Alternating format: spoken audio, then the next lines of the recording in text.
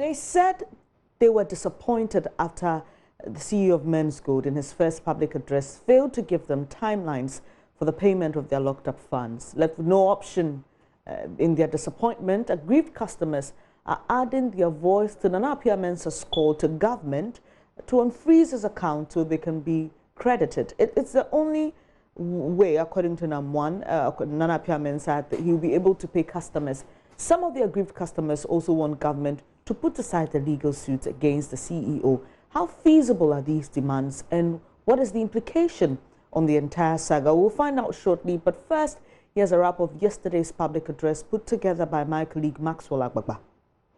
From the counter-terrorism unit of the Ghana Police Service are also here to ensure that a serene atmosphere is created for this press conference. Well, earlier within the auditorium, journalists who had gathered there were asked to come out for a thorough search to be conducted before the press conference starts here at the MJ Grand Hotel. The Chief Executive Officer of Menzgold, Nana Mensah, as part of his demands, is also asking government to come clear on which state institution has regulatory oversight for his line of business. Number one, to assist us make full recovery of the amount owed Menzgold by Horizon Royal Diamond in Dubai. As an act of good faith, we are willing to engage the Attorney General's office on the best possible way for them to aid Menzgold by employing international law and diplomatic relations to ensure we achieve this objective.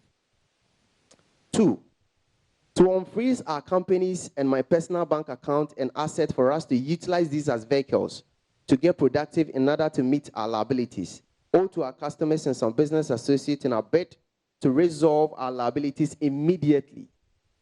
As of now, Brew Marketing Consult, Menzgold and I cannot credit or debit any bank account in Ghana. This is why it is highly imperative to consider this kind request. Three, to clearly give direction as to which government agent or agency has jurisdiction to regulate the activity of gold, collectible, or jewelry trade in Ghana, just so we can apply for the necessary certifications in order to proceed with our business in a fair and sound manner. He will not say exactly when he intends to start paying the dividends and deposits of his customers, explaining his ability to pay is tied to the disbursement of his funds with a Dubai-based company and the unfreezing of his accounts by the state. This is tied to the fact that we cannot access money. We just can't access money. We can't, do without the bank account. Especially when we have money laundering allegations, So once that is done, once we engage government, whatever decision they take, and we would also get to the customer's leadership, and then we would all jaw, and then do consensus building, then agree on timelines that would be of mutual benefit. So we'll definitely publish the timelines, but we would need you to be just a little bit patient. He has also been responding to allegations that he fled the country in the heat of the Menzgold controversy. I would interest you and everybody, all and sundry here, to note that I did not escape from Ghana to Dubai. I went to Dubai. I didn't even go to Dubai first. I went overseas. So I went to certain places in Africa, all in the pursuit of debt recovery, company asset, Menzgold asset.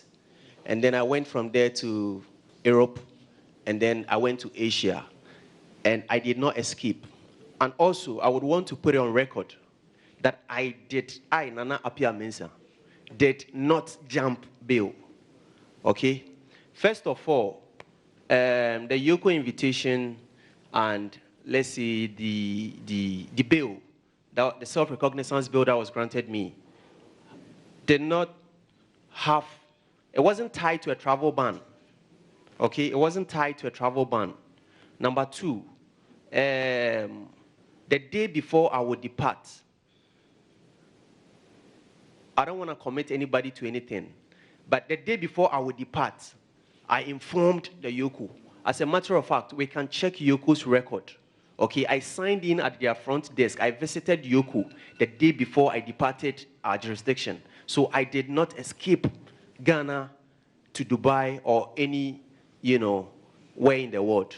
So I'll leave it at that. I've also been speaking to the chairman of the Coalition of Aggrieved Customers of Menzgold. He's been telling me that 23 of their members have died as a result of non-payments of their deposits by Menzgold.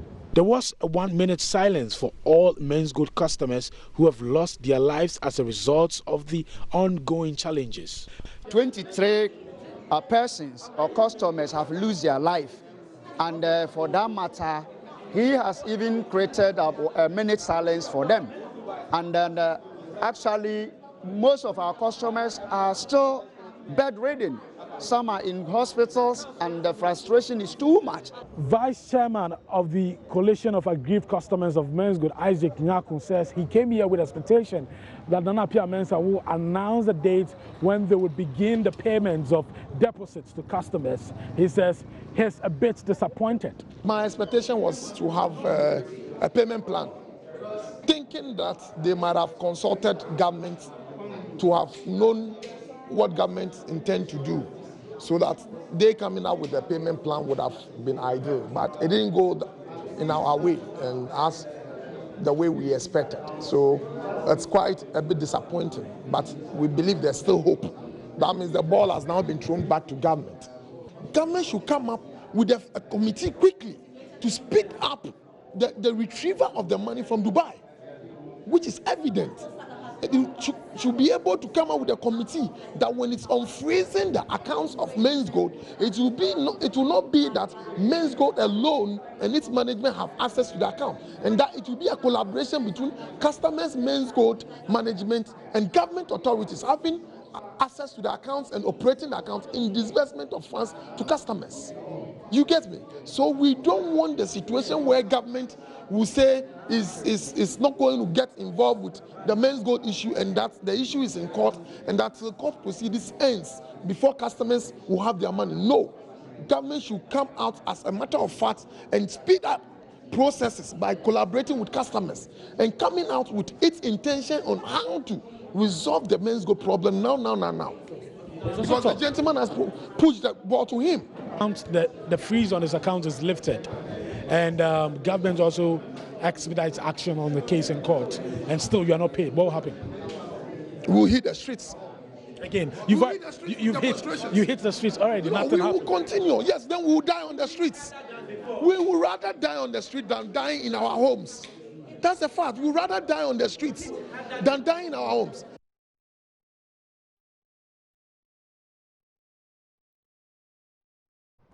Maxwell Agbagba with that report. Now, we've been joined by Amanda Clinton, and she's a lawyer for some of the customers of Menzgold. Thank you for your time this morning, ma'am.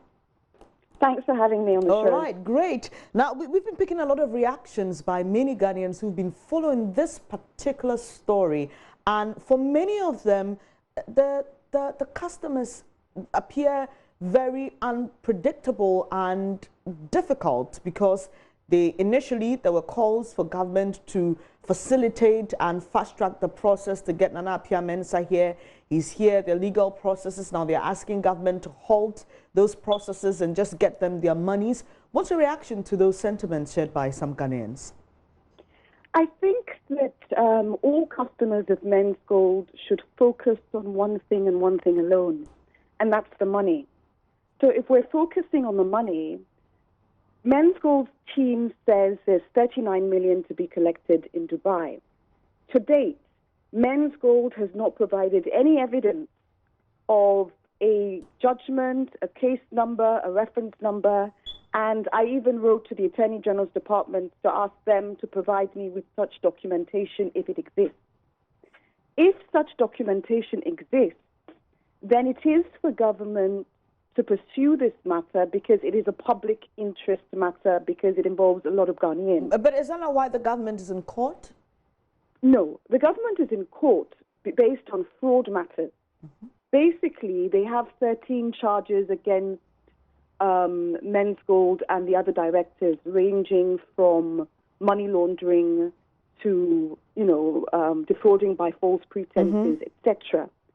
But ultimately, I think the customers should remain focused because Namron is a master marketer. And at the end of the day, even after this whole thing happened in terms of sex intervention, Menzgold was given 6 months or 7 months before bank accounts were frozen. And I can tell you point blank, there was very little in those bank accounts in any case. The second point is with situations like this where it's a large amount of money and the issue of fraud has been brought up, what tends to happen is that you can earmark an account, a bank account, meaning even Menzgold lawyers, company accounts, they can create a sub-account. Auditors would have oversight, government would have oversight. It would be a very specific account to share money with the people. And so there is no issue about his personal bank accounts and so forth because he's facing 13 charges of fraud related to banking and securities related matters. And the third issue in terms of the classification of gold collectibles, Menzgold is not highlighting the fact that they're in court for 13 counts. And whether the issue of whether they're gold collectibles is decided by a judge, who will decide if it was a sham set up to take in depositors' money or if it was genuine business, a gold collectibles company. So that's for the court to decide. But people have lost so much money and they are in so much pain and they are desperate. So Namron waited over a year to even open his mouth and speak because he knows people would be more willing to listen. All right. So but at the end of the day, there was no payment plan, and we can set up a sub-account. Everybody can set up a sub-account. Auditors can set up a sub-account. The government can set up a sub-account to receive these funds. But he has not provided any evidence of a Dubai judgment. And if he has that evidence, put it on Ghana Web and put pressure on, and everybody would put pressure on government to go and collect Ghanaians' money. All right. But right now, it's marketing. It's pure marketing for men. All right. Okay. So yesterday at that press briefing or address, he mentioned that SEC had asked him to close the. Yes. Was a clear sign that they do not understand the kind of business he was running. Because his argument then is that if you ask me to close the market for which I am trading these collectibles or gold to earn more money, how then do you expect me to pay these same clients? And that was his argument.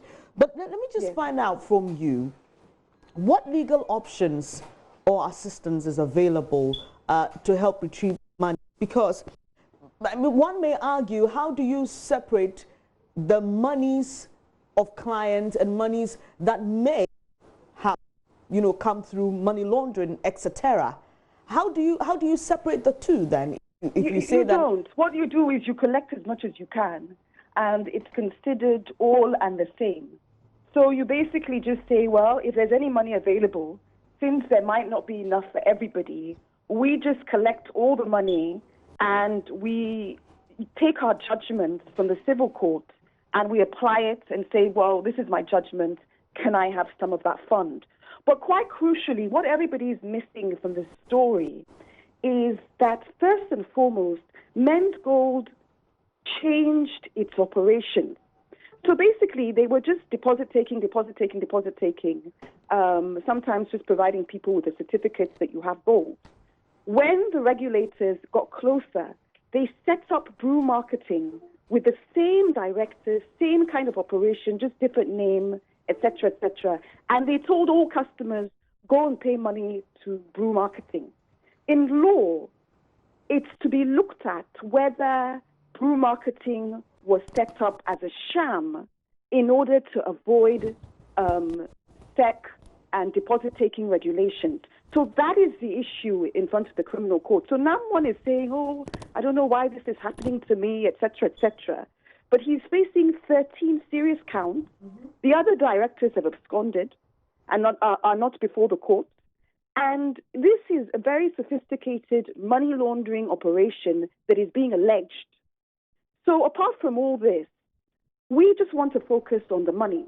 And to focus on the money, It means if NAM1 says there's 39 million somewhere, provide the evidence, put it on Ghana Web, puts pressure on government to say this is public interest. But to date, not even a case reference number from Dubai has been supplied to anybody, and that is a mystery. All right. So back to the issue of the customers and the focus on money. Now, Nana Mensah is saying if it's your money you want, then government must help retrieve the monies you just referred to in Dubai, and also unfreeze my accounts. So that if there's any transaction or anything, then I can hand over those monies. But don't you think in pursuing the legal case that we are doing now, government will be shooting itself in the foot if it goes ahead to say, okay, unfreeze his account, bring the monies in, and still be pursuing a case of money laundering and all the other charges that you mentioned? The best way to get charges off you for anybody is to satisfy the debt. So if he satisfies the debt, in all likelihood, the charges wouldn't be against him, maybe, or they'll go lighter on him. Secondly, if this is an issue of a bank account, bank accounts are very easy to set up. If a man and the other directors are facing charges of fraud, that might not be the bank account you want to open until the issue of fraud has been, established, etc. So what you do is you set up an earmarked account. You get auditors to set up an earmarked account, and the only thing that goes into that account is money for the customers. Everybody would have oversight on that account. Auditors, independent auditors, government, lawyers, etc. And then the fund would be managed. But to date, Menzgold has not provided a shred of evidence that there is $39 million for them and a judgment. And if there is, publish all the evidence on Ghana Web, and then let us put pressure on government to go after the public's money. Are you confident? But because there's no evidence, that's why they're going around in circles and trying to put this on government. All right, but are you confident that your clients and the larger customer body would receive their maybe principal amount? Yes. I mean, we're confident because we have to be. You can't enter a fight without thinking that you can't enter a fight thinking you're not going to win. Okay, initially, months ago, he wasn't even arrested. You said earlier, that you knew that he didn't have any substantial amount in the accounts. So where will the money come from then? Where are you expecting the money to come from? As he said as well, he needs the accounts opened so that when he receives the alleged 39 million, the money would go into that account. But it doesn't have to go into that account. But he's not saying that there's money in those accounts. He's saying if government helped with the Dubai arm, then the monies could be received in his account, which we argue it should be an independent account. All right. Thank you very much for your time this morning. Amanda Clinton is lawyer for some aggrieved Menzgold customers. We've also been joined on the line by lawyer Martin Pigbu, and we're talking about the feasibility of the appeal by Nana Mensah and his customers. Good morning, sir, for your time. Yeah, good morning. All right, so let's talk about legitimacy here. This appeal by Menzgold CEO for government to unfreeze his account and also help retrieve some monies owed him by a Dubai-based company so he can pay his customers. What's the feasibility in all of this? Okay, so Annie, it's the case that they are thinking NAM1 can approve Iyoko because Iyoko does close the account. NAM1 can approve them with a plan. So let's say the first thing that we are all handicapped. We don't know how much is in their account. Now, if there's something substantial in it, considering the agitation of the West and the depositors, the customers, it's reasonable for him to approach them with Iyoko with a plan. That look, let's unfreeze this account so that I can pay X, Y, Z customers. And that's reasonable. In the event that Iyoko refuses, NAM1 with his lawyers can apply to the court You know, there's two cases of the cost and fixing account. Number one, you remember Williamson in the battles at a point. The High Court closed the account. They went to Court of Appeal. And the Court of Appeal closed the account. Number two, Dr. Sisukuki, he too, his account were frozen. They went to court, and the court closed the account. So it all depends on the fact, you see, of the case. Okay. That is where you and I are handicapped. We don't have detailed information to make an informed opinion.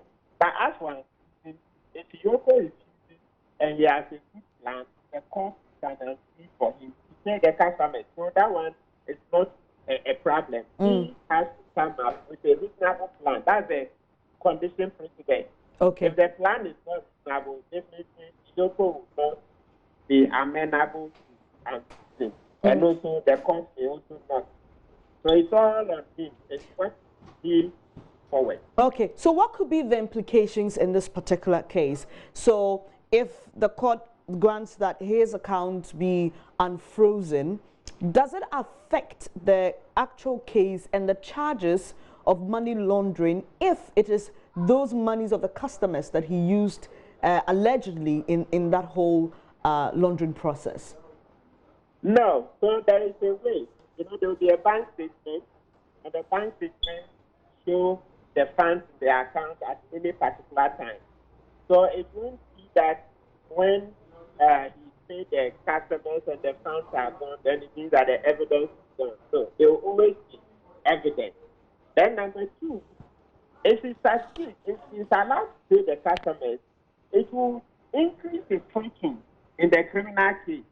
Because then what happens is that practically when you have a case in court and you're able to, when it involves money, and you're able to do restitution, that you're able to return the money to those complaining. Okay. It helps the security of the case. Number one, in respect of even the state may even come up and cancel the case altogether. That is to say, the state can even decide to continue the trial. Okay. Or, number two, if the trial proceeds to judgment and then they are convicted, because he has succeeded in returning the money to those whom it is due, usually the sentence substantially, you say. So, whichever way, say the customers would increase his fortune in the criminal case. But lawyer people, is that not synonymous to saying that, okay, I'm, for example, a corrupt official, or I am a thief and I've stolen some items, just returning them would make me, for lack of a better expression, escape a jail sentence?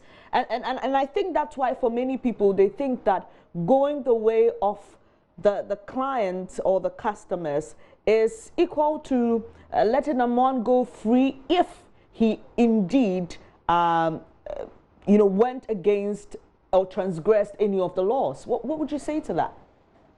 I have two answers. The first one is that any day, if an artist is able to do restitution, that is to return money or any items or property to people to whom it is due, it's better than just throwing him away in Sawan. What is he going to do? Just say in Sawan, that is convicted and taken in Sawan. The state will have to feed him and to take care of him medically and all that. What is benefit? So every day, returning the money to the person's is more important at this point in time. And then don't forget that if these people don't get paid, look, we have a ticking time bomb on our hands. They are going to agitate more and more. And they are going to give us a lot of headache.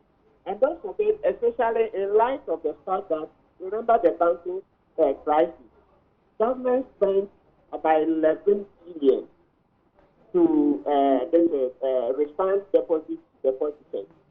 I know, yes, in one case at a point, some government ministers were said to have stated that they didn't have a license, it's an illegality. Oh, look, in law, illegality per se does not mean that government should not do it. you look at the level, the severity of the illegality. That's the way the Supreme Court has put it. So if you just come and say we're engaged in an illegal contract, so government will not help, that's not sufficient. All right. The Supreme Court has stated that they will look at case by case. So for me, any day we should be happy if we can do restitution so that we'll have some peace and quiet, rather than insisting on convicting him and putting him in jail for a long time. So, and let's not forget, this trial that he's currently doing, it's not a joke. It's suffered a substantial reputational damage. The naming and shaming, it's also punishment. It's not a joke. All right. It's not a joke.